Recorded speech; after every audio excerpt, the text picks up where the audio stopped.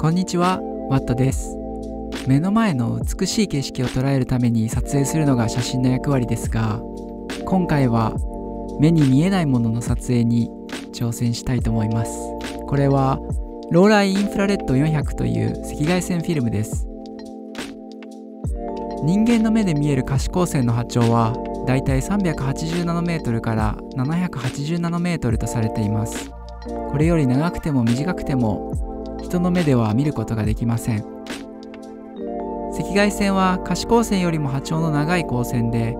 リモコンや電子機器、体温計などでも活用されています。このローライインフラレッド400というフィルムは380ナノメートルから840ナノメートルまでを捉えることができるフィルムで、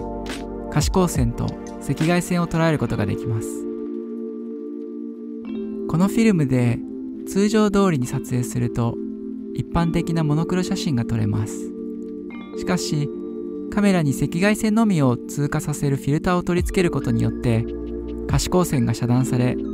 赤外線写真を撮ることができるのです。赤外線写真では赤外線を反射する緑の葉が白くなり、大気は赤外線を反射しないので空が黒く映ります。少し前から赤外線フィルムに興味はあったのですが、先日家電製品店に行った際に詳しい店員さんがいらっしゃって親切にいろいろと教えてくれたので挑戦してみることにしました。真冬のこの時期に緑が多い場所といえば、思いついたのがよく撮影できている東京丸の内と皇居外苑です。まずフィルターなしで撮影してからフィルターをつけて撮影して結果を比べていきます。こちらがフィルターなし、こちらがフィルターあり。葉の部分がぼんやりと暗闇に浮いているような印象を受けますね。露光時間が足りなかったのか、ほとんど真っ黒な仕上がりだったので、編集で明るさをだいぶいじっています。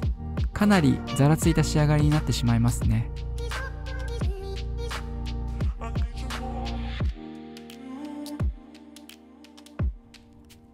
こちらはもう少しわかりやすいです。スポットライトを当てたように木がぼんやり白く浮かび上がってきていて面白いですよね。これもかなり真っ暗だったのですが、明るさをだいぶ引っ張り上げています。露出は残念ですが、雰囲気と仕上がりは結構気に入っています。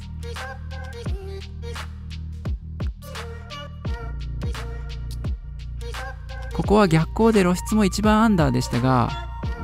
この白い光線跡が気になりました。何かに反射した光なのか、カメラ側の問題なのか、いまいちよくわかりません。今回僕が行った赤外線フィルムの撮影方法を説明します。まずはフィルター。赤外線フィルターは市販のものを買うこともできますが、ステップアップリングとフィルターシートを使って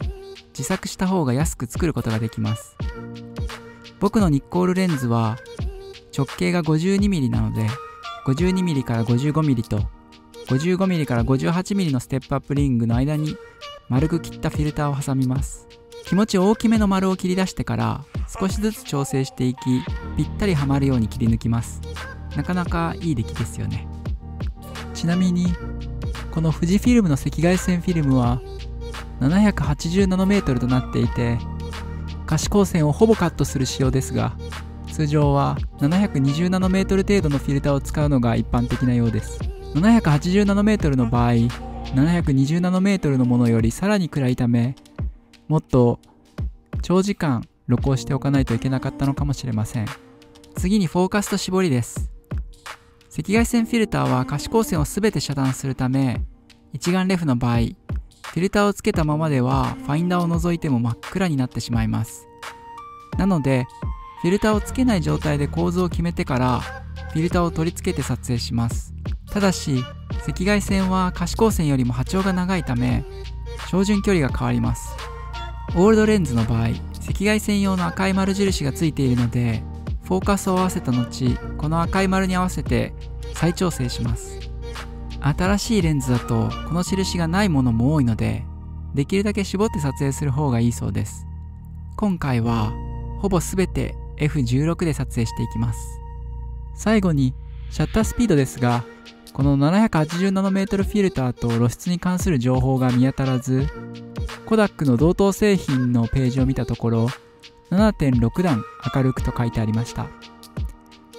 ィルム自体にラチチュードがあるという評価も読んだので、オーバーになることを恐れずに今回は8段から10段程度明るく撮影することにしました。しかし結果としてはそれでも明るさが足りていませんでした。いろいろと調べてみましたが、720ナノメートルフィルターを使って10段以上明るくしている例も多かったため、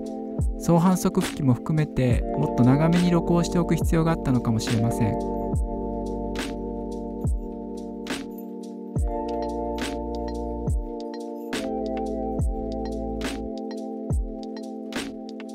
赤外線フィルム撮影はいろいろと調整することが多く、かなり手間がかかる上に慣れるまでだいぶ時間がかかりそうです。そもそも真冬は緑の葉も少ないため、撮影する対象も限られてしまっていたのは失敗でした。次回は新緑が出てきて緑が撮影しやすくなった時期に改めて挑戦してみたいと思います。現行の赤外線フィルムは少なく、特にこのローラーインフラレッドは ISO も400でシャッタースピードを稼げるので使いやすいです。フィルターなしの白黒もコントラストがはっきりしていてシャープで締まりがあるかっこいい仕上がりなので、うまく撮れれば1本で2度おいしい気がしますね。というわけで今回はだいぶ残念な結果にはなってしまいましたが、また次回頑張ってみたいと思います。今回もご視聴いただきありがとうございます。また今度。